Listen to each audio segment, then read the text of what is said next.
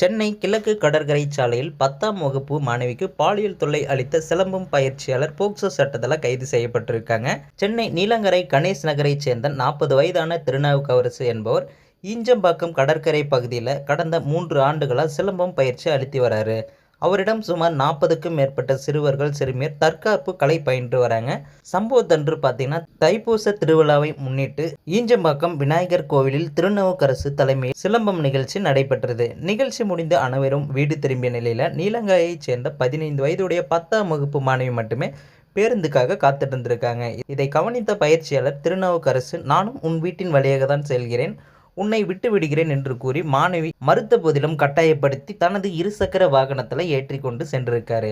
பயணத்தின் போது பார்த்தீங்கன்னா திருநாவுக்கரசு மாணவியிடம் அநாகரிகமாக நடந்து கொண்டு பாலியல் சீண்டலில் ஈடுபட்டிருக்காரு. மாணவி அதிர்ச்சி அடைந்து தட்டி கேட்டபோது தெரியாமல் கைப்பட்டு விட்டதாக கூறி மழுப்பியிருக்காரு. தொடர்ந்து அவர் எல்லை மீறியதால் மாணவி சத்தமிட்டு தன்னை இறக்கி விடுமாறு கோரிக்கையும் வச்சிருக்காங்க. ஆனாலும் வண்டியை நிறுத்தாத திருநாவுக்கரசு தொடர்ந்து பாலியல் சீண்டலில் ஈடுபட்டிருக்காரு. மாணவி பயத்தில் கத்தி கூச்சலிடவே அவரை பாதியிலேயே இறக்கிவிட்டு திருநாவுக்கரசு அங்கிருந்து தப்பி சென்றிருக்காரு.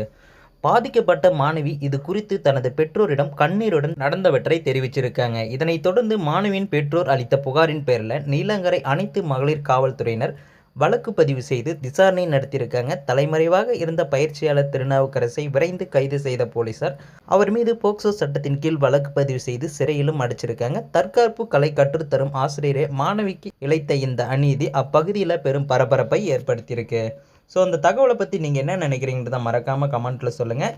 மேலும் இது போன்ற வீடியோவை உடனுக்குடன் நீங்களும் பார்க்கணும்னு நினச்சா மறக்காமல் நமது சேனலை சப்ஸ்கிரைப் பண்ணுங்கள். அப்போ தான் டெய்லி நம்ம போடக்கூடிய வீடியோ உங்களுக்கு உடனுக்குடன் நோட்டிஃபிகேஷனாக வந்து சேரும்.